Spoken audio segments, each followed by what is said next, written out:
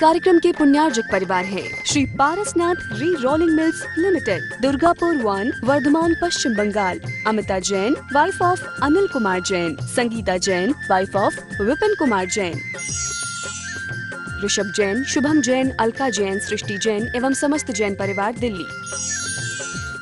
स्वाध्याय महिला मंडल बड़ा मंदिर एवं महिला मंडल मंदिर जी, मुशर्रफन, जयपुर। प्रकाश पद्मन्ना मुगड़ी, शैला प्रकाश, अनूप प्रकाश, प्रांजल जतिन मेहता, केवल जतिन मेहता, यशवंत नगर, कोल्हापुर, महाराष्ट्र। डॉक्टर निर्मला कोठारी एवं कल्याण मित्र स्वाध्याय ग्रुप, पुणे।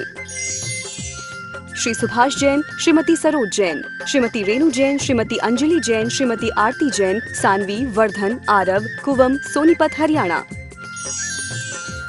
श्रीमती श्रीमान एवं पुत्री की ओर से गुप्तदान। मानक चंद, कमला देवी, राकेश, नीतू, ऋषभ एवं आयुषी मुशरफ, B123, सेठी कॉलोनी, जयपुर, राजस्थान। जय जिनेन्द्र। 8 काम मुके 8 गुण अणुव में सिद्धे 8 पुण विणि विठे निठ्य कजे अवंदिमो नित्यम। पंच परमेष्ठी भगवान की जय। श्रामण्य अधिकार के अंतर्गत हम और आप आचार्य भगवान कुंद कुंद स्वामी महाराज द्वारा जो रचित साहित्य है, जो शास्त्र है, उसमें मुनि का क्या कर्तव्य है, मुनि को किस प्रकार अपनी चर्या का पालन करना चाहिए, आरंभ परिग्रह से रहित रहना चाहिए, इन सब की चर्चा कर रहे हैं और समझ रहे हैं। पिछली ज्ञानशाला में हमने देखा कि जो मुनि होते हैं वे लौकिक संसर्ग से दूर रहते हैं। जो लौकिक संसार में रहने वाले जो गृहस्थी लोग हैं उनसे दूर रहते हैं, उनके क्रियाकलापों से दूर रहते हैं, जिससे वे अपनी चर्या का बहुत अच्छी तरह से पालन कर पाते हैं। लोगों के तंत्र मंत्र में, ज्योतिष में, क्रियाकांड में, गंडा ताबीज में, लोगों का काम करने में, इन सब क्रियाओं से दूर रह करके बस अपने आत्म कल्याण की भावना भाते हुए अपने मूल गुणों की तरफ ध्यान देते हैं। इस प्रकार हमने पिछली ज्ञानशाला में समझा था। आइए उसी क्रम को हम आगे बढ़ाते हुए आज की इस कक्षा में समझेंगे कि जो मुनि महाराज होते हैं वे अपने साथ में किनको रखते हैं। आचार्य भगवान कुंद कुंद स्वामी महाराज यहाँ कह रहे हैं कि वे मुनि महाराज लोगों के संपर्क से दूर रहें, लेकिन साथ में ऐसे मुनि महाराज उनके साथ में वे रहें जो उनसे गुणों में अधिक हो अथवा समान हो। आइए गाथा क्रमांक 127। तम हा समम गुणादो समिणो समिणम गुणे ही वा अह्यम अधिवसदु तम हि नित्यम इच्छति यदि दुख परिमोक्षम। तमहा समम गुणादो, तमहा अर्थात इसलिए, समम गुणादो जो समान है गुणों की अपेक्षा से। इस गाथा में हम समझ रहे हैं कि जो मुनि महाराज होते हैं वे किनके साथ में निवास करते हैं, जो गुणों में समान है ऐसे श्रमण के साथ में, ऐसे मुनि महाराज के साथ में, अथवा समणम गुणे ही वा अह्यम, वा अर्थात अथवा ऐसे श्रमण के साथ में जो गुणे ही अह्यम, गुणों से अधिक हैं, अपने से अधिक गुण वाले हैं, ऐसे उन श्रमण, ऐसे उन मुनि महाराज के साथ में अधिवसदु अर्थात निवास करें। पिछली ज्ञानशाला की कक्षा में हमने समझा था कि जो मुनि महाराज होते हैं उनके लिए आचार्य भगवंतों ने आदेश दिया है कि वे लौकिक जन संपर्क से दूर रहें। लोगों के संपर्क से दूर रहेंगे, अव्रती लोगों से दूर रहेंगे तो उनकी चर्या का पालन अच्छा होगा।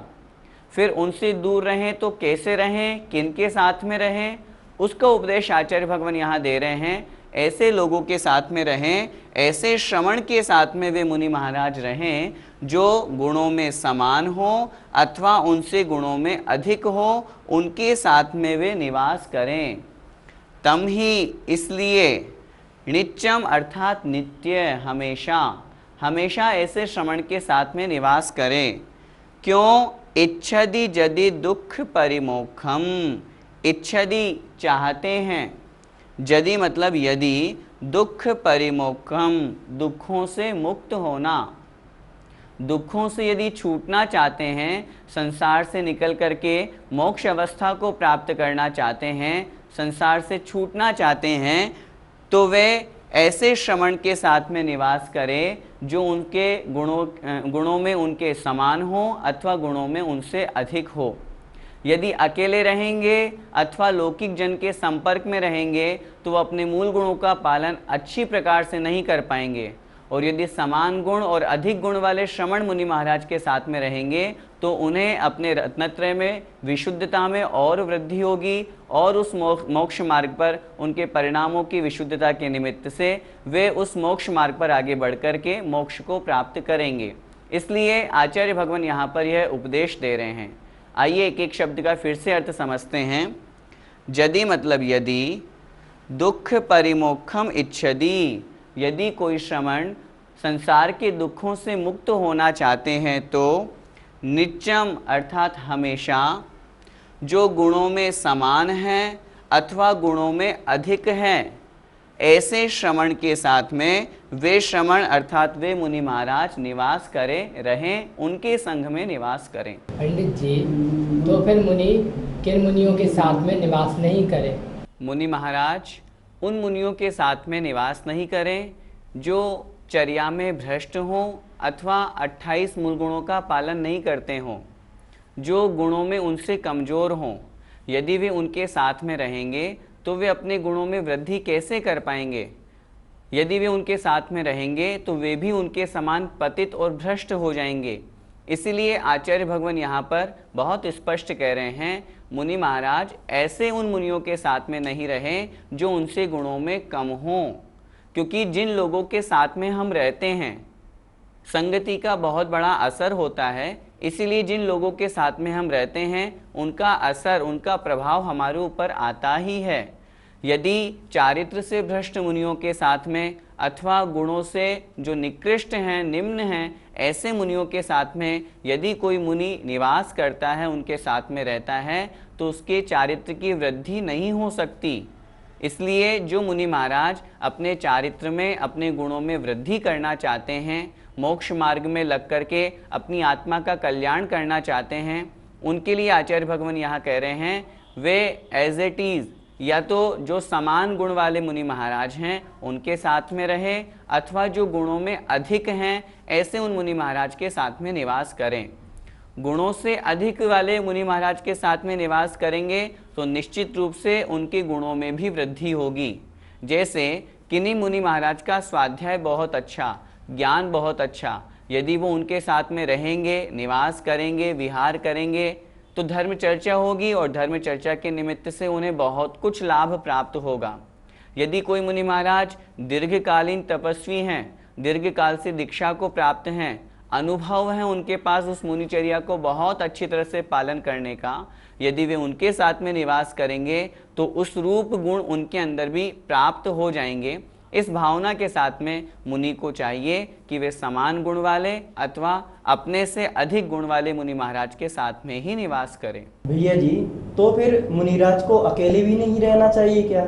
वैसे तो शास्त्रों में आचार्यों ने अकेले विहार अथवा संघ के साथ विहार करना, दोनों की प्रवृत्ति, दोनों प्रकार की चर्या का वर्णन किया है, किंतु वर्तमान समय की अपेक्षा से यदि हम विचार करें तो पंचम काल है, हीन सहनन है, और हीन सहनन की अपेक्षा से आचार्य भगवंतों ने पंचम काल में अकेले विहार करने का भी निषेध किया है, क्योंकि अकेले विहार करने से 28 मूल गुणों का निरतिचार पालन होना बड़ा कठिन होता है। स्वच्छंद प्रवृत्ति अपने आप ही आ जाती है। अकेले रहते हैं तो किसी तरह की कोई चिंता नहीं, कोई देखने वाला नहीं, कुछ भी करो मनमर्जी करते हैं, आगम के अनुसार चर्या नहीं करते हैं, जो कुछ करना हो अपने मन से करते रहते हैं। तो इस अपेक्षा से वर्तमान में अकेले विहार का निषेध किया जाता है। वर्तमान में मुनियों का विरोध करने वाले अनेक लोग हैं। यदि अकेले विहार करते हैं तो उनकी सुरक्षा और उनकी व्यवस्था नहीं बन पाती है, और बहुत बार ऐसी दुर्घटनाएं भी हमारे सामने आ जाती है जिससे उन मुनि महाराज के ऊपर उपसर्ग हो जाता है, किन्हीं उपद्रवी लोगों के द्वारा उनके ऊपर हमला आदि कर दिया जाता है। तो इसलिए वर्तमान समय को ध्यान में रख करके हमें इस बात को ध्यान रखना चाहिए कि इस पंचम काल में यदि हम संघ के साथ में रहेंगे तो निश्चित रूप से चर्या का बहुत अच्छी तरह से पालन होगा।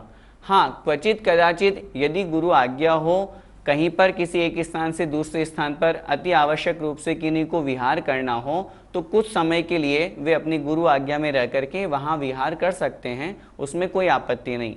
लेकिन गुरु आज्ञा के बिना यदि अकेले विहार करते हैं तो नियम से उनमें स्वच्छंद प्रवृत्ति है, वे एकल विहारी साधु कहलाते हैं। और जैसा कि आचार्य भगवान कुंद स्वामी महाराज यहाँ स्पष्ट लिख रहे हैं, यदि दुखों से मुक्त होना चाहते हैं, संसार से छूटना चाहते हैं, तो उन्हें अपने से अधिक गुण वाले अथवा अपने से समान गुण वाले मुनियों के साथ में रहना ही चाहिए।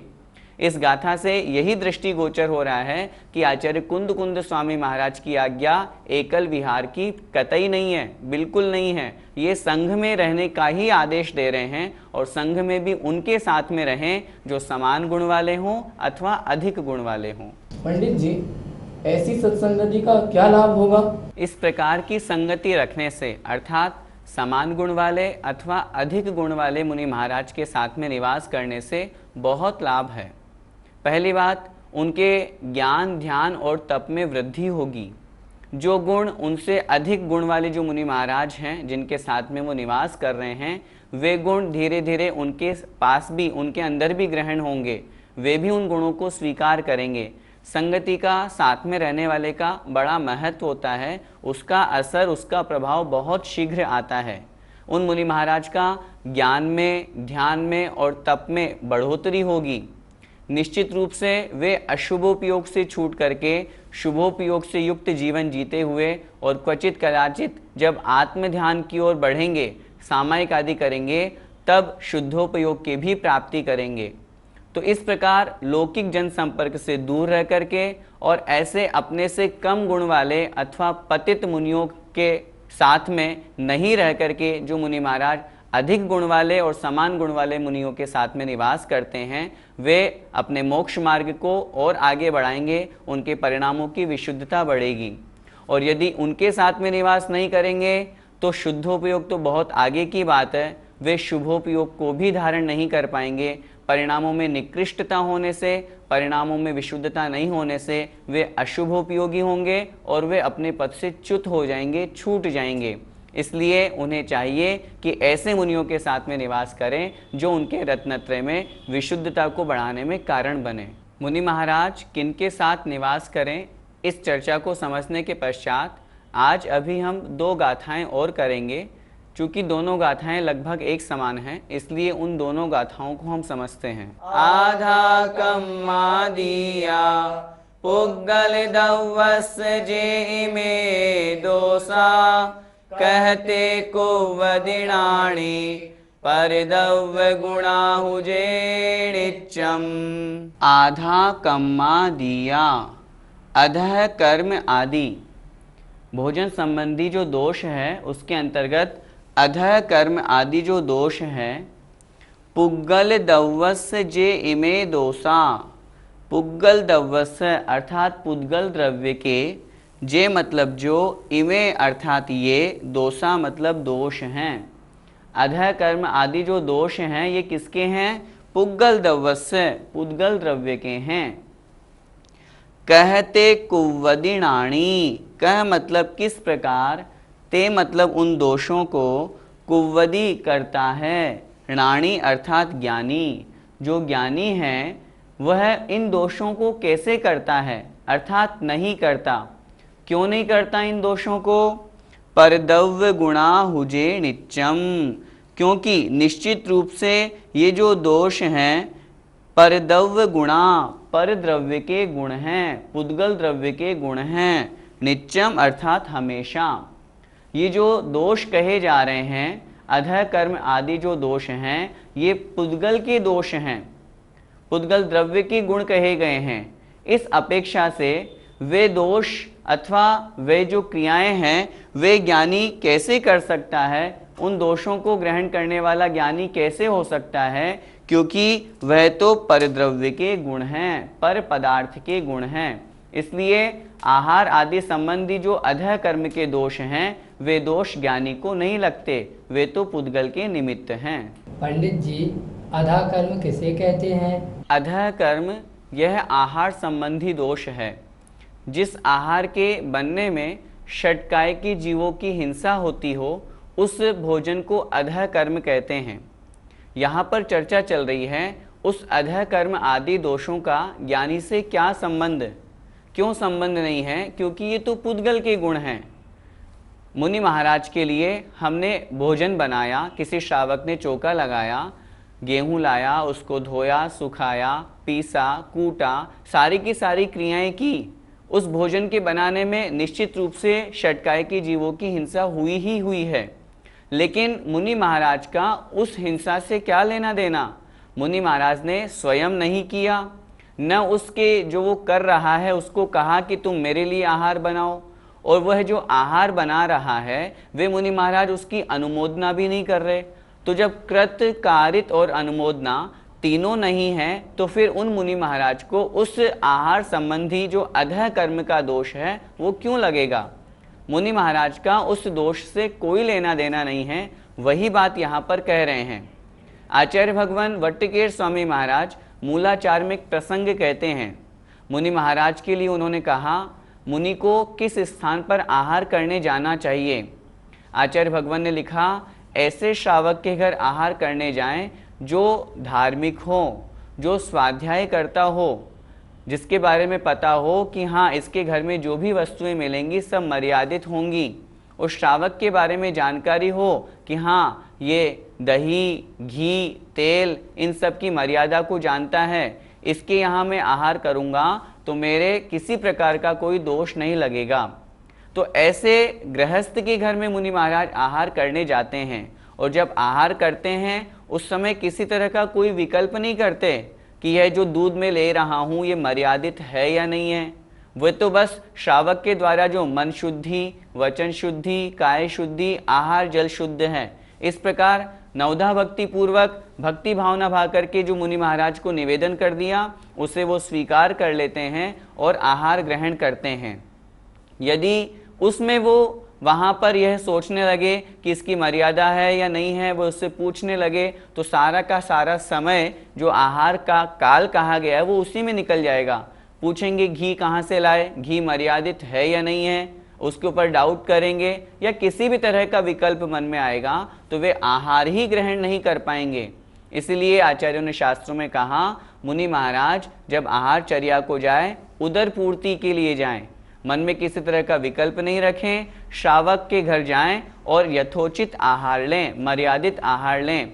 इस प्रकार अधः कर्म का जो दोष है वो उस ज्ञानी को, उन मुनि महाराज को किस प्रकार लग सकता है, अर्थात नहीं लगेगा। यही बात इस गाथा में बतलाई है। उसी के अनुरूप एक और गाथा समझते हैं। आधा कम्मा दिया पुग्गल दवस जेहि में दोसा कह मणुमण्ण दियण्णेण कीरमाणात परस गुणा। आधा कम्मा दिया, अधः कर्म आदि, जिसकी अभी हमने चर्चा की। भोजन संबंधी जो अधः कर्म आदि दोष हैं वे दोष पुग्गल दवस जे इमे दोषा, ये जो पुद्गल द्रव्य के दोष हैं, पुद्गल द्रव्य के निमित्त से होने वाले दोष हैं, इन दोषों के प्रति कह मणु मण्णदि अण्णेण, कह अर्थात किस प्रकार, अणुमण्णदि अनुमोदना कर सकता है। कौन? ज्ञानी जीव। ज्ञानी जीव की बात चल रही है, उन मुनि महाराज की बात चल रही है जो उस अधः कर्म के दोष से दूर हैं, रहित हैं। क्यों हैं? अण्णेण कीरमाणा, क्योंकि वो जो अधः कर्म आदि दोष हैं वो अन्य के द्वारा किए हुए हैं, उन्होंने स्वयं नहीं किए, और स्वयं नहीं करने के साथ साथ उन्होंने किसी से कराए भी नहीं और उनकी अनुमोदना भी नहीं की। तो अन्य के द्वारा किए हुए परस्य गुणा, जो पर द्रव्य के गुण हैं, पुद्गल के जो गुण हैं, ऐसे उस पुद्गल द्रव्य के दोषों के प्रति कह अणुमण्णदि, वह ज्ञानी जीव अनुमोदना कैसे कर सकता है, अर्थात नहीं कर सकता। जो आहार संबंधी अधः कर्म का दोष हम समझ रहे हैं वह ज्ञानी जीव न स्वयं करता है, न दूसरों से कराता है और न उसकी अनुमोदना करता है। श्रावक के द्वारा जो आहार आदि बनाया जाता है, निश्चित रूप से उसमें उन जीवों की हिंसा होती है। बिना जीव हिंसा के आहार बन ही नहीं सकता। लेकिन जो मुनि महाराज होते हैं उसमें उनकी कोई अनुमोदना नहीं होती है, और जब उनकी कोई अनुमोदना नहीं है तो फिर वह दोष उन्हें क्यों लगेगा, अर्थात नहीं लगता। भैया जी, क्या अधा कर्म के बिना ही आहार तैयार हो सकता है? अधः कर्म की अभी हमने परिभाषा समझी। आहार निर्माण के समय, आहार आदि बनाते समय जो षटकाय की जीवों की हिंसा होती है, वह आहार संबंधी जो दोष है वह कहलाता है अधः कर्म। आपने प्रश्न किया क्या अधः कर्म के बिना आहार संभव हो सकता है? सीधी सी बात है, यदि पंचेंद्रिय अथवा षटकाय की जीवों की हिंसा नहीं होगी तो आहार कैसे बन सकता है? षटकाय की जीवों में यदि हम आहार की बात कर रहे हैं तो विचार करें, बिना अग्नि के आहार कैसे पकाया जाएगा, आहार कैसे बन सकता है? इसलिए आहार का निर्माण, आहार बन रहा है, भोजन बन रहा है, तो निश्चित रूप से जीव हिंसा तो होगी ही होगी। मुनि महाराज के लिए जो सचित्त वनस्पति को अचित्त किया जाता है उस निमित्त भी जीव हिंसा हो रही है। जल लाए, जल को छाने, उसको गर्म किया, उसको अचित्त किया, उस निमित्त भी जीव हिंसा हो रही है। गेहूं लिया, उसको धोया, कितना भी प्रयास कर लें फिर भी जब वो पिसेगा तो जीव हिंसा तो होगी ही होगी। तो आहार आदि बनाने में जीव हिंसा तो है ही, बिना जीव हिंसा के आहार का निर्माण नहीं हो सकता, आहार नहीं बन सकता। लेकिन उन मुनि महाराज का वहाँ पर न कृत है, न कारित है, न अनुमोदना है। तीनों प्रकार से उनका वहाँ पर कोई सहभागिता नहीं है, इसलिए उनको वहाँ पर किसी प्रकार का कोई दोष नहीं लगेगा। हमारे मन में यदि ये विकल्प हो, गृहस्थ को तो कितनी हिंसा हो रही है, वो तो इतना सारा सब कुछ बना रहा है, कितनी जीव हिंसा कर रहा है, तो फिर उसे तो खूब हिंसा का पाप लगेगा। लेकिन नहीं, वहाँ पर वह जो गृहस्थ हिंसा कर रहा है उस हिंसा से बहुत अधिक पुण्य उसे उन मुनि महाराज को आहार देने में लग रहा है। जो उसने आहार दिया, आहार दान के प्रभाव से वे मुनि महाराज, एक बार आचार्य श्री ने कितनी अच्छी बात कही थी, यदि कोई मुनि महाराज को दुग्ध अर्थात दूध का आहार देता है, क्षीर का आहार देता है, वह दूध अथवा कोई भी जो आहार मुनि महाराज को दिया, वह आहार उन मुनि महाराज के शुक्ल ध्यान में कारण बनता है, शुद्धोपयोग में कारण बनता है, जिसका पुण्य उस गृहस्थ को भी लगता है। तो गृहस्थ ने जो आहार बनाने में हिंसा की, उससे कई गुना पुण्य वो उन मुनि महाराज को आहार दे करके करता है। इसलिए वहाँ उस गृहस्थ के द्वारा की जाने वाली हिंसा नगण्य है। और रही बात मुनि महाराज की, तो मुनि महाराज का तो वहाँ पर कृत न स्वयं वो कर रहे हैं, न वो स्वयं कह करके किसी से करवा रहे हैं, और न वहाँ पर उनकी अनुमोदना है, तो फिर उन्हें तो इस तरह का दोष लगने का सवाल ही नहीं है। पंडित जी, क्या मुनि महाराज आहार लेते समय अवधि ज्ञान का प्रयोग करते हैं? आहार ग्रहण करते समय मुनि महाराज अवधि ज्ञान का प्रयोग नहीं करते। यदि अवधि ज्ञान का प्रयोग करेंगे तो विचार करें, वे मुनि महाराज आहार ही नहीं कर पाएंगे। प्रति समय उनके निमित्त से अथवा जहाँ वो खड़े होकर के आहार ले रहे हैं, भोजन जो पूरा का पूरा बना, आहार का जो निर्माण हुआ, उसमें जो जीव हिंसा हुई वो सब उनके सामने झलक जाएगी, और उसका यदि उनको ज्ञान हो जाएगा तो फिर वे आहार ही नहीं कर पाएंगे। अंजुली लेकर के, अंजुली बांध करके खड़े हैं, जैसे ही ग्रास रखा, उसमें तुरंत मुनि महाराज के मन में यदि विकल्प आ गया कि मैं सोचूं, देखूं ये ग्रास कैसे बना, और यदि उस ग्रास की पूर्व पर्याय की तरफ वो चले जाएंगे, कैसे आटा गूंथा गया, कहाँ से गेहूं आया, किस तरह का पानी इसमें प्रयोग किया गया, इन सबको ही लगाने में यदि वे मुनि महाराज रह जाएंगे तो आहार ग्रहण ही नहीं कर पाएंगे, क्योंकि जीव हिंसा तो वहाँ है ही। बिना जीव हिंसा के तो कोई कार्य हो ही नहीं सकता। सूक्ष्म जीवों की हिंसा, एकेंद्रीय जीवों की हिंसा तो है ही, लेकिन ऐसे सूक्ष्म जीव जो त्रस्त जीव हैं, वे भी सभी जगह पर व्याप्त हैं, और आहार ग्रहण करते समय भी वे वहाँ पर आते जाते रहते हैं, उन जीवों की हिंसा होती है। इसलिए आचार्यों ने शास्त्रों में स्पष्ट कहा है, मुनि महाराज को आहार ग्रहण करते समय अपने अवधि ज्ञान का प्रयोग नहीं करना चाहिए। यदि अवधि ज्ञान का प्रयोग करेंगे तो वे आहार ही नहीं कर पाएंगे। जय जिनेन्द्र। इस कार्यक्रम के पुण्यार्जक परिवार हैं Shri Parasnath re rolling mills limited, Durgapur 1, Vardhaman, Paschim Bengal. Amita Jain, wife of Anil Kumar Jain. Sangeeta Jain, wife of Vipin Kumar Jain. Rishabh Jain, Shubham Jain, Alka Jain, Srishti Jain एवं समस्त जैन परिवार, दिल्ली। स्वाध्याय महिला मंडल बड़ा मंदिर एवं महिला मंडल मंदिर जी मुशर्रफन, जयपुर। प्रकाश पद्मन्ना मुगड़ी, शैला प्रकाश, अनूप प्रकाश, प्रांजल जतिन मेहता, केवल जतिन मेहता, यशवंत नगर, कोल्हापुर, महाराष्ट्र। डॉक्टर निर्मला कोठारी एवं कल्याण मित्र स्वाध्याय ग्रुप, पुणे। श्री सुभाष जैन, श्रीमती सरोज जैन, श्रीमती रेणु जैन, श्रीमती अंजलि जैन, श्रीमती आरती जैन, सानवी, वर्धन, आरव, कुवम, सोनीपत, हरियाणा। श्रीमती श्रीमान एवं पुत्री की ओर से गुप्तदान। मानक चंद, कमला देवी, राकेश, नीतू, ऋषभ एवं आयुषी मुशरफ, B123, सेठी कॉलोनी, जयपुर, राजस्थान।